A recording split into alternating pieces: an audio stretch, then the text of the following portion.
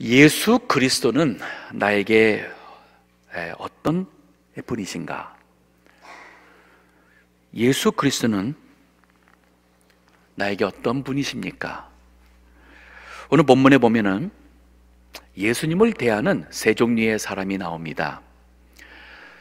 가룟 유다와 마르다 그리고 마리아, 이 세 사람은 똑같은 상황 속에 있지만 예수님을 대하는 그들의 마음과 그리고 생활이 다릅니다. 즉 그들에게 있어서 예수 그리스도는 다른 분들이에요. 오늘 말씀을 통해서 이제 오늘이 종려주일이죠. 예수님께서 하나님의 백성의 환영을 받으며 예루살렘에 입성하시고, 그리고 이제 십자가에 죽음 당하시기 위하여 가는 그 길에 그 어떠한 중요한 의미가 있는 종려주일이라고 우리가 합니다.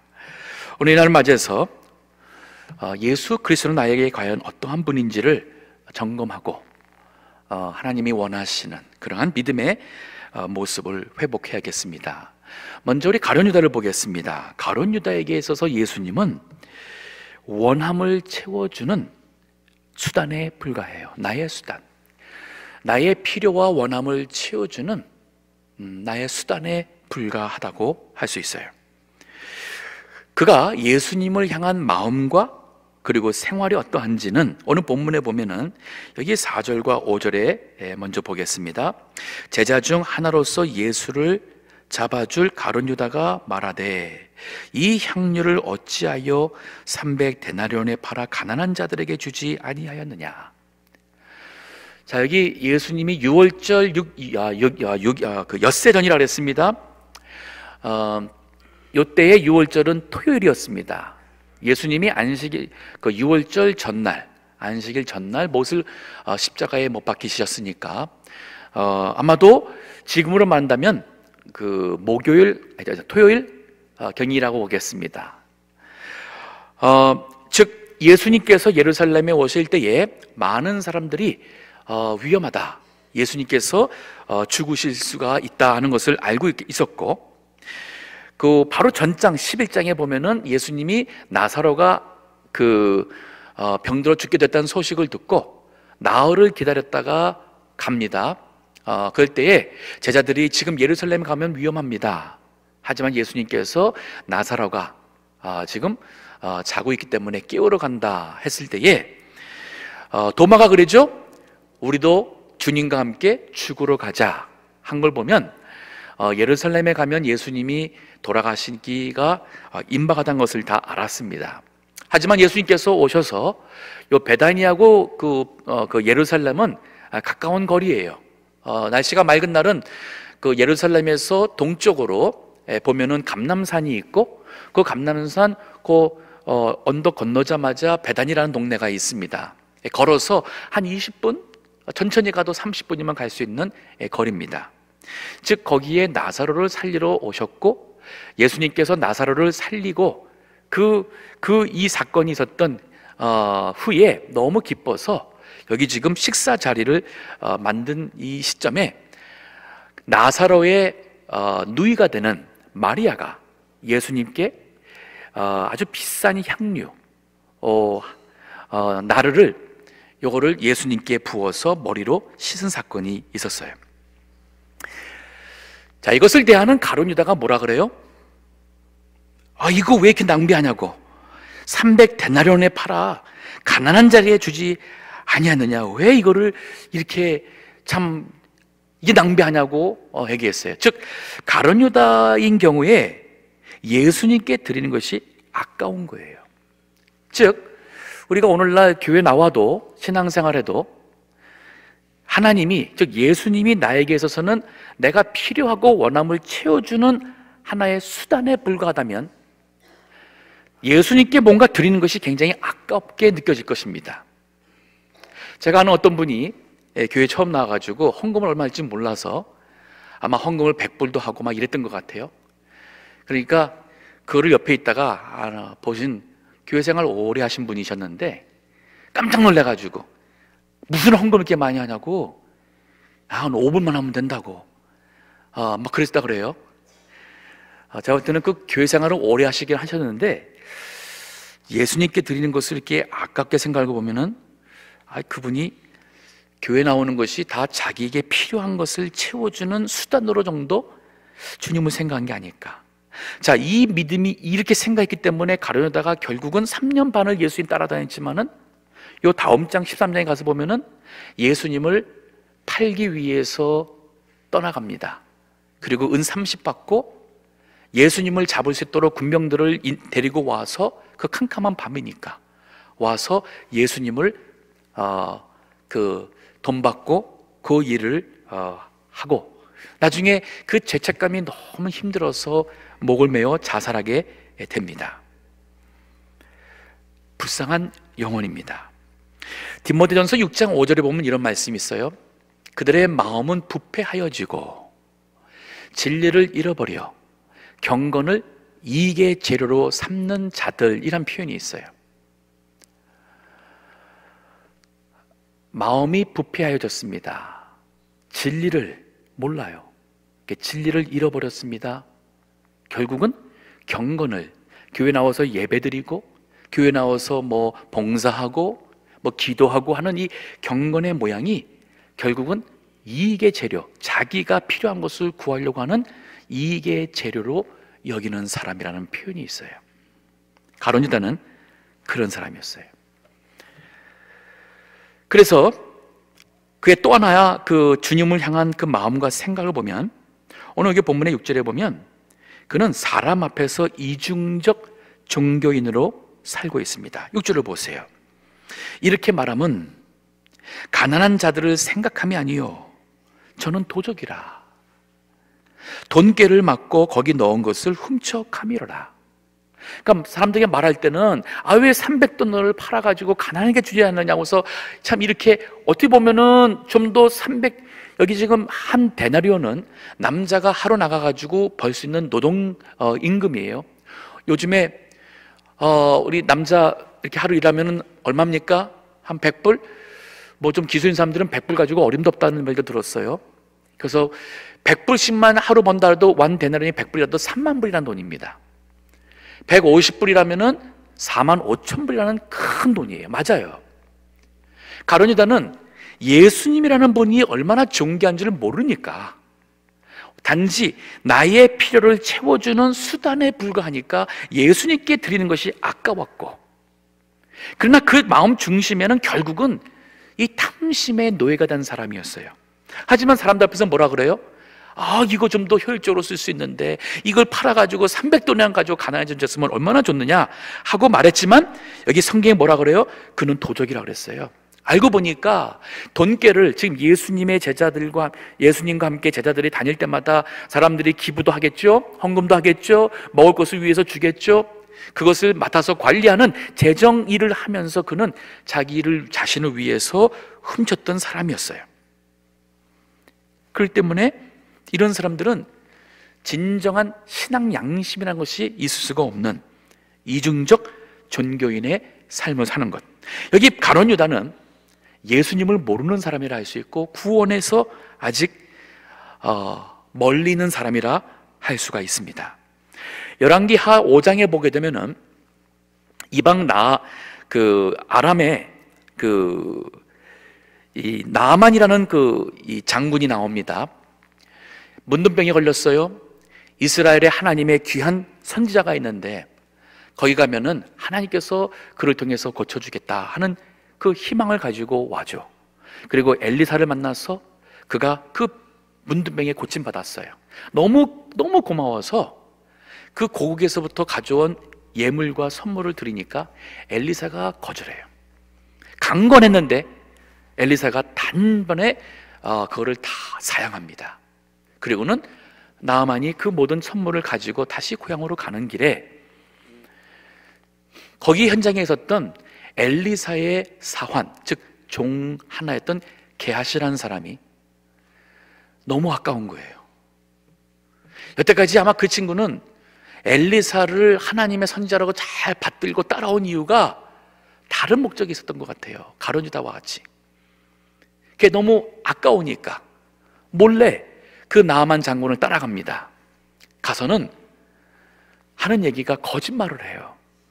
지금 우리 엘리사 선지자께서 나를 보냈는데 어떤 지금 신학 공부를 하고 있는 그 선지자 생도가 두 사람이 왔는데 그들을 위해서 옷 2벌하고 은 1달란트를 달라고 합니다. 그 나아만은 사실을 모르니까 너무 고마우니까 은 1달란트가 아니라 2달란트를 주면서 옷도 2벌 주면서 기쁨으로 줬어요. 게하시가 그거 받고 얼마나 좋았겠습니까? 이제 집에 가까이 오면서 그것을 자기 집에다가 숨겨놓고 그리고 엘리사에게 갔죠. 결국 그 나아만 장군에게 있었던 문둥병이 게하시에게 문둥병이 들고 그리고 게하시의 후손이 영영이 문둥병에 든다는 무서운 저주를 받았습니다.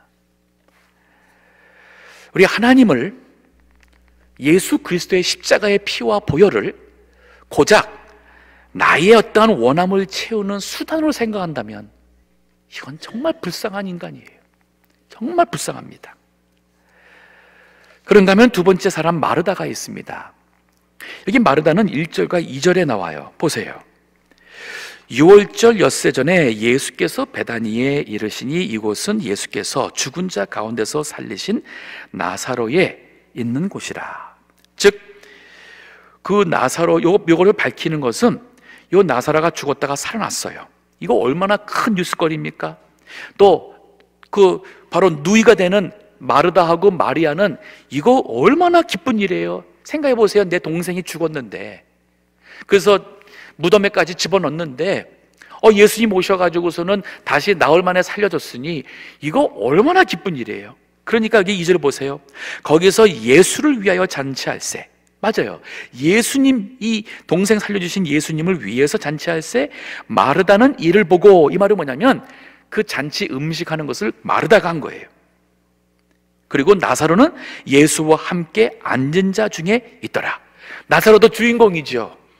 사람들이 아마 나사로 살아다는 그 나사로를 보려고 얼마나 왔겠어요. 여기 9절에 보게 되면 그 말씀이 있어요. 유대인의 큰 무리가 예수께서 여기 계신 줄을 알고 오니 이는 예수만 위함이 아니요 죽은 자 가운데서 살리신 나사로도 보려 함이로다. 자, 그러면 죄송합니다. 마르다에게 있어서 예수 그리스도는 어떠한 분이셨는가? 인생 문제를 해결해 주시는 은인이에요. 은인. 얼마나 고마워요. 예수님이 죽었는데 내 동생을 살려줬습니다. 그 슬픔을 뭐로 비교할 수 없는 기쁨으로, 감격으로 해줬어요. 이 얼마나 기쁩니까? 예수님 믿었더니 하나님께서 내 병 고쳐줬어요. 그래서 얼마나 기쁘고 그 은혜가 감사해요. 즉 여기 예수 그리스도를 향한 그 마음과 생활은 뭐냐면 여기 두 가지 말하다 보면은 받은 은혜와 사랑에 감사하는 생활하는 거예요. 더 나가서 이 기쁨을 주변에 있는 많은 사람들과 함께 잔치를 배설하고 그 기쁨을 나누는 모습이라 할 수가 있습니다. 이 정도는 그래도 괜찮아요. 근데 아직 부족합니다. 자, 가만히 보세요. 마르다는 마리아하고 조금 달라요. 좀 이따 다시 이제 마리아에 대해서 설명하겠지만은 마리아의 경우에는 죽은 동생을 살려주신 예수님이 하나님의 아들이라는 이 사실에 예수님의 예수님의 살려준 동생에 고마운 게 아니라 내 이 귀한 동생을 살려주신 예수님이 하나님의 아들이라는 이 사실에 마리아는 믿음에 초점이 있고 마르다는 그 예수님이 내 동생을 살려줬기 때문에 너무 고맙고 너무 기쁜 거예요. 즉 예수님은 나의 은인과 같은 마음이 지금 마르다의 마음이라 할 수 있어요. 어떠세요? 지금까지 교회 나오셨고 예수님 믿었습니다. 왜요? 하나님의 은혜가 고마워서요? 좋습니다. 하나님께서 내가 아플 때에 고쳐줘서 그 고침받은 이후로 내가 예수님 믿기로 했습니까? 그거 괜찮아요. 좋아요. 내가 힘들 때 기도하면 하나님께서 어려운 경제적인 것도 도와주셨고, 가정의 문제도 해주셨고, 인생의 모든 문제를 해결해 주시니까 참 하나님은 나의 인생의 은인과 같이 정말 귀한 분이세요. 그래서 기뻐서 헌금하십니까? 그래 기뻐서 봉사하십니까? 그거 좋아요. 그 정도도 괜찮아요. 근데 이 신앙에 한계가 있어요. 왜? 하나님께서 내 기도 안 들어주시면 실망하게 돼요. 내가 이렇게 기도했는데 하나님이 응답 안 해주신다? 대체 하나님이 나를 사랑하는가? 믿음의 기쁨이 없어져요. 즉, 이 마르다의 믿음은 가룟 유다하고는 그래도 달라요. 또 이 마르다는 그 11장에 보면은 예수님이 내가 부활이요 생명이니 나를 믿는 자는 죽어도 살겠고 죽어서 나를 믿는 자는 영원히 죽지 않는다 할 때에 네가 이를 믿느냐 하니까 마르다가 주여 내가 믿습니다 하고 한 거 보면은 마르다가 아예 믿음이 없는 사람은 아니에요. 그런데 마르다에게서 예수 그리스도는 내 인생의 모든 문제와 아픔과 고통을 도와줄 수 있고 해결해 주시는 마치 은인과 같은 분으로만 여겼어요.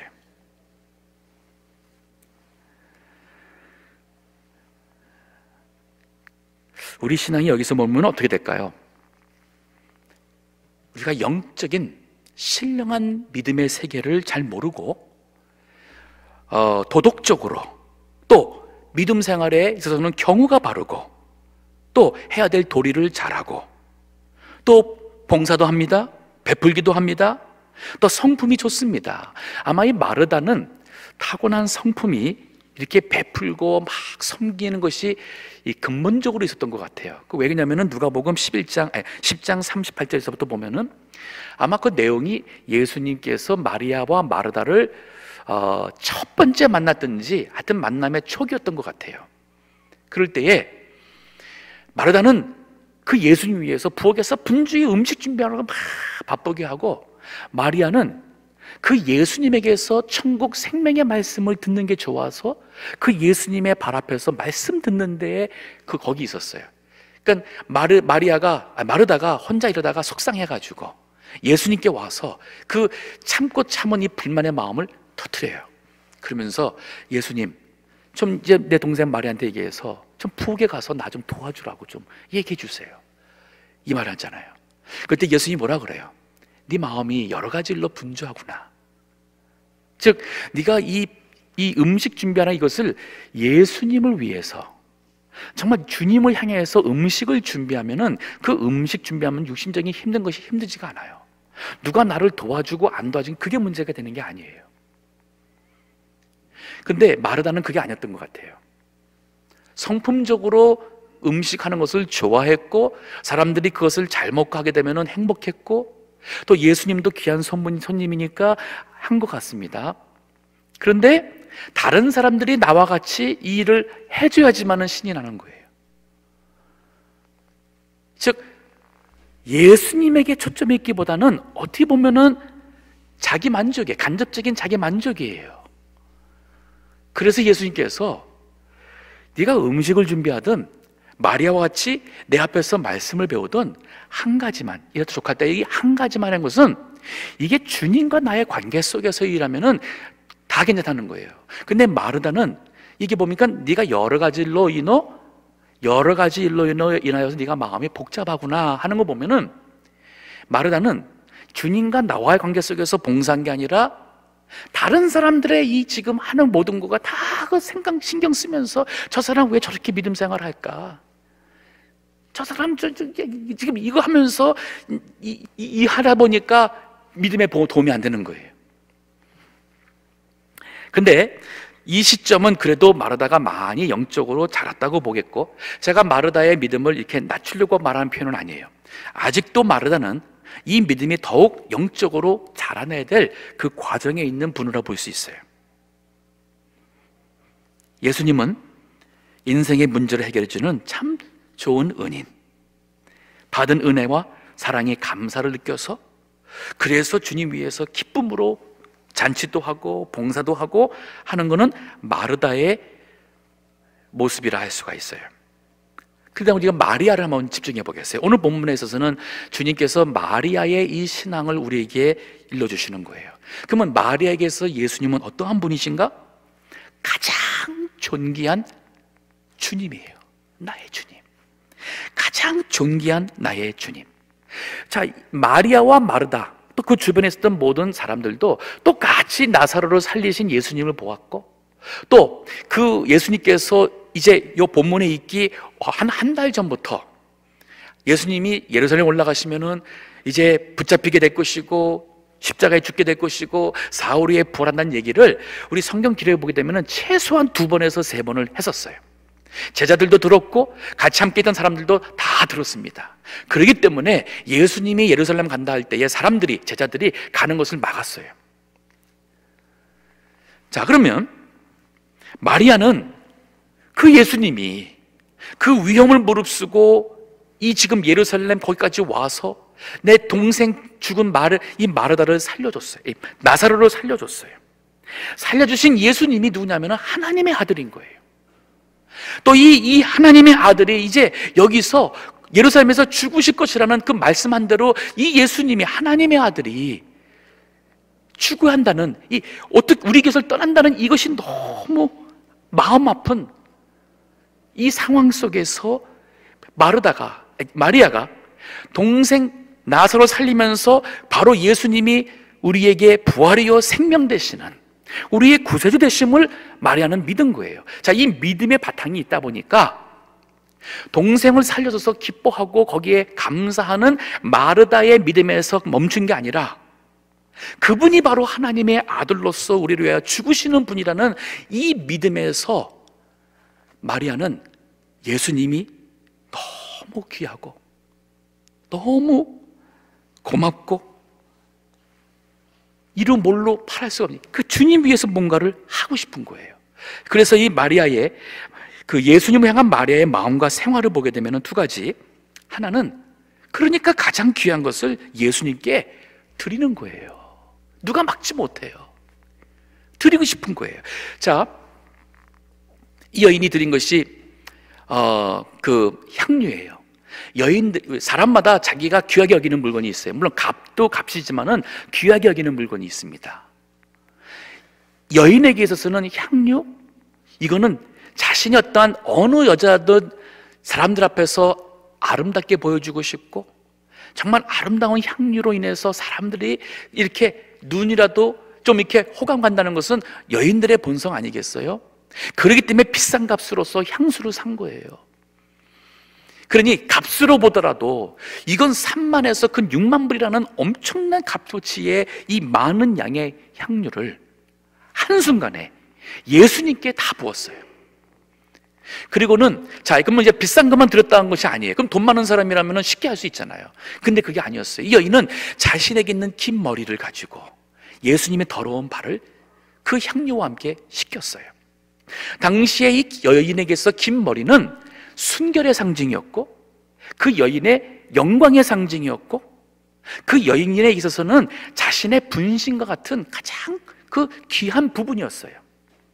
그것을 가지고 예수님이 발을 씻은 것은 이 여인이 비싼 향유만 드린 것이 아닌 여인의 마음과 자신의 생명, 목숨까지 다 주님께 바친 것의 의미가 있어요.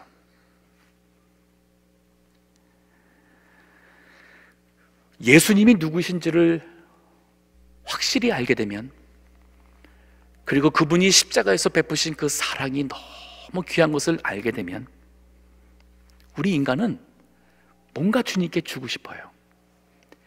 요한복음 더 뒤에 가서 19장에 가서 보게 되면 38절 42절에 보면 예수님이 십자가에서 숨을 거두셨어요. 그리고 나서 여태까지 자신들의 이 본심을 감추고 있었던 2 사람이 더 이상 감추지 못하고 모든 위험을 무릅쓰고 나선 사람이 2 사람이 있습니다. 한 사람은 아리마대 그 지역의 부자가 되는 요셉이라는 사람이에요. 이 사람은 성경에 다른 데는 안 나와요. 근데 알고 보니까 이 사람이 이미 오래전부터 예수님에 대한 말씀과 그분의 생을 보면서 이분의 마음속에 예수님을 믿었었어요. 하지만 사회적인 직분이 있고 지위가 있고 하다 보니까 다른 사람들, 여자들처럼 애들처럼 따라다니면서 이걸 못한 거예요. 하지만 그가 마음속에 예수님이 누군지를 믿었어요. 근데 정말 이분이 십자가에 박혀 돌아가셨단 말이에요. 너무 가슴 아프잖아요. 이분이 뭐 했어요? 자기를 위해서 여기 팠다는 것은 사람이 돈을 들여가지고 이 바위를 파낸 거예요. 부자니까 가능했어요. 또 자기가 자신이 들어가야 될 무덤이니까 얼마큼 정말 참 오랜 시간 돈을 들여가지고 얼마큼 귀하게 했겠어요. 지금 새 무덤이에요. 아직도 아무도 거기에 쓴지 않은, 아마 이 아리마대 사람 요셉에게 있어서는 이 무덤이 자신에게 있어서는 가장 귀한 것일 수 있어요. 근데 거기에다가 용감하게 빌라도에게 가서 그 예수님의 시신을 나에게 주십시오. 그리고 빌라도가 준 걸 보면은 아마 요셉하고 이 아리마대 사람 요셉과 빌라도가 안면이 있었을 것이고, 또 이 아리마대 사람 요셉이 그만큼 사회적 지위가 있던 분인 것 같아요. 받았어요. 그리고는 예수님을, 나를 위해 새로 판 이 무덤에 예수님을 묻었어요. 지금도 성지순례 가시게 되면 예루살렘에 그것이 있어요. 예루살렘에 그 무덤이 있습니다. 가보면은 정말 바위에, 돌에 팠어요. 굴을 팠어요. 그리고 시신을 누울 수 있도록 그 눕는 자리까지 이 돌을 다 파만 것이 있습니다. 그런가 하면은 디모데라는 사람이 나타났어요. 요한복음 3장에 그는 바리새인 중에 한 사람이라고 그랬고 공회원이라고 그랬어요. 사회적 지위가 높은 사람입니다. 근데 이 사람이 하나님 믿는다고 하면서도 아직도 구원의 확신이 없었어요. 영생에 대한 이 마음에 확신이 없어서 답답했어요. 근데 예수님의 소문을 듣고 예수님 말씀을 들으니까 그분에게 해답이 있는 것 같아서 오고 싶지만은 사람들의 눈이 있으니 밤에 예수님을 찾아와서 사람이 거듭나야 된다는 이 말씀에 이 귀한 말씀을 그가 듣고, 그리고 예수님을 대화하고 그가 가죠. 성경에 보게 되면은 계속 그는 바리새인으로 머물러 있었고, 아무래도 나서게 되면은 예수님과 함께 완전 모든 것을 잃고 죽을 수도 있는 그러한 것이기 때문에 아마 그도 주저해가면서 그런 마음으로 예수님 믿었던 것 같아요. 하지만 예수님이 정작 십자가에 못 박혀 죽으시니까 더 이상 자신의 그 믿음을 감추지 않았어요. 그 예수님의 시신을 위해서 닦고, 그리고 그것을 보관하기 위해서 당시에 쓰는 그 젤로법도 하려면은 모략과 향유가 엄청 많이 필요합니다. 니고데모가 여기 요한복음 19장에 보게 되면은 100근을 가지고 와요. 100근이라면 지금으로 한다면은 한 80파운드입니다. 80파운드. 이거 뭐 엄청난 양의 모략과 향유를 가지고 와서 예수님의 그 시신을 위해서 드렸어요. 가룟유다 같은 사람들은 아까워하겠죠. 아마 정신이 나갔다고 생각하겠죠. 세상에 많은 사람들은 우리가 예수님 위해서 그 좋은 직장 내려놓고 그 안정된 생활을 내려놓고 예수님 위해서 복음 전하러 간다 할 때에 불쌍하다고 하겠고 미쳤다고 할 수도 있겠죠. 예수님 위해서 내 믿음 지킨다고 감옥에 들어가고 고문당하고 참 그냥 한마디만 하고 그냥 나와서 그냥 마음으로 믿고 살면 되는데 왜 그 한마디 예수님 부인하는 말을 안 해가지고 거기서 죽는 것을 볼 때 세상 사람들은 이해 못하죠. 영생을 모르는 사람은 이해 못합니다. 우리의 영생을 주시는 분을 모르는 분들은 이해 못합니다. 영생을 위해서 십자가에 죽으시고 부활하는 분을 모르는 사람들은 그걸 어떻게 알겠어요? 오늘 이 고난의 주가 이제 되었고 부활절이 일주 후입니다. 지금 교회 생활 얼마나 하셨습니까? 하지만 질문하고 싶어요. 예수 그리스도가 나에게 어떠한 분인지 한번 솔직하게 진지하게 돌아볼 필요가 없겠습니까? 제가 볼 때는 많은 사람들이 가룟유다와 같이 내게 주님이 내가 원하고 필요한 것을 채워주는 수단 정도로 생각할 수 있어요. 그래서 교회 와가지고 하다가 교회 사랑이 없다고 그냥 가버려요. 갔더니 인사도 안 하더라. 그냥 가버려요.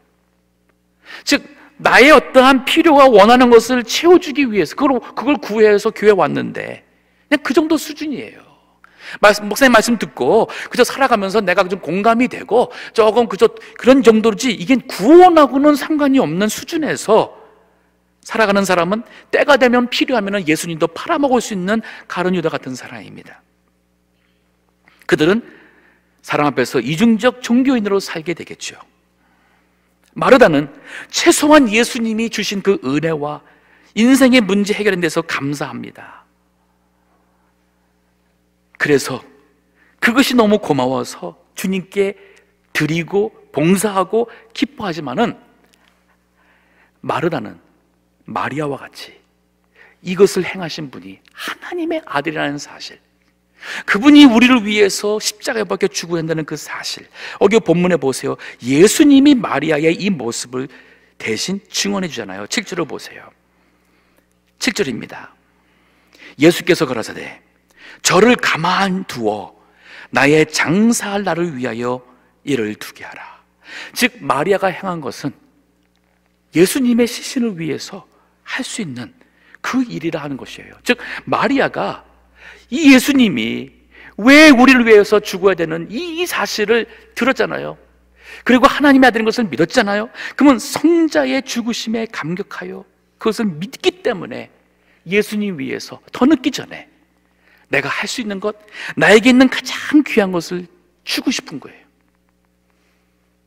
바로 마르다에게 있어서 예수님은 가장 존귀한 나의 주님이셨어요. 지난주에 있었던 사건입니다. 뉴저지의 웨스트필드라는 고등학교가 있는데 거기 교장은 44세예요. 이분이 얼굴도 본 적도 없고 아무도 없는데 연락을 받았습니다. 연락받고 유럽에 있는 어떠한 젊은 아이를 위해서 그 골수 기증을 했습니다. 본 메로를 했는데 그만 그 골수를 기증하고 그 어린 생명은 살리고 본인은 깨어나지 못하고 세상을 떠났어요. 이제 44세 고등학교 교장 닥터 넬슨이라는 분인데 학생들도 선생들도 너무 많은 사람들이 큰 충격과 슬픔에 빠졌어요. 근데 이분이 그걸 하기 전에 한 얘기가 뭐냐면, 나의 작은 이런 어떤 희생이 그 어린아이에게 있어서의 평생의 생명을 주는 일인데 내가 와 주자겠느냐. 근데 결국은 그만 자기 생명으로 바꾸게 된 결과가 되어버렸습니다. 근데 이게 미국 뉴스에 나왔어요. 그래서 제가 그 뉴스를 제가 읽게 되었는데, 자, 우리는 세상에서 이런 일 들 때 참 그분을 존경하고 감동을 준다고 말해요. 그러면 예수 그리스도는 하나님의 아들이잖아요. 하나님의 아들께서 이 세상에 인간의 몸을 입고 와서, 그 넬슨 그분은 어차피 그래도 뭐 앞으로 많이 살아서 산 것만큼 살면 80세니까 그 이상 살기 쉽지 않잖아요. 하지만 예수님은 영원한 자존하신 분께서 이 세상에 우리 인간의 몸을 입고 와서 우리가 받아야 될 그 고단과 수치와 멸시와 십자가의 그 고통에 죽음 당하시고, 왜? 우리 죄를 위해서 하셨잖아요. 근데 이것이 왜 뉴스거리가 안 되냐는 거예요. 이 시대는, 바로 이 시점은 우리가 이 세상이 다 들썩벌썩 해야 될 때예요. 하나님의 아들이 이 세상에 오셔가지고 우리 인간을 위해서 십자가에 죽으셨고, 이제 그를 믿는 자마다 그 부활하신 예수님이 우리에게 영생을 준다는, 이건 뉴스의 헤드라인에 신문의 일면 기사가 나와야 될 일이에요.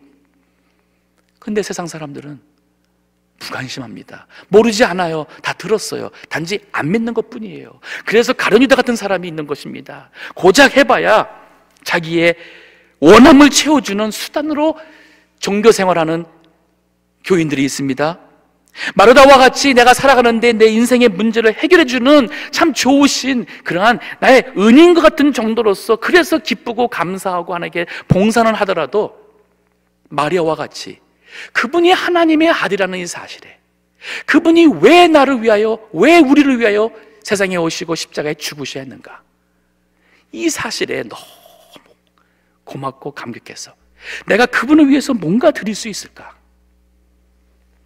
나에게 있는 가장 귀한 것으로 주님께 드리고 싶어하는 그 마음이 바로 마리아의 신앙이에요. 우리 신앙이 있어야 됩니다.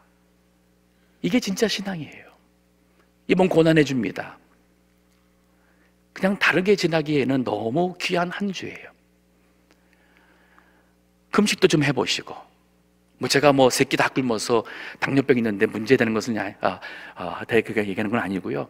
최소한 좀 단식을 하다든지, 아니면 내가 늘 즐기던 매일매일 하는 그런 일들 주님 생각하고 좀 기도 생활도 좀 갖고, 말씀을 정말 이 복음서에 있는 예수님의 그 고난의 순환의 그 성경 구조를 쭉 좀 읽어보는 그걸 통해서 참 주님의 이 고난에 같이 동참하는, 참 이걸 위해서라도 내가 즐겨하는 미디어, TV랄까, 신문이랄까, 전화기랄까, 게임이랄까, 여러 가지 모든 것들도 좀 미디어, 패스팅, 우리 영어로는 그렇게 얘기를 해요. 미디어 패스팅.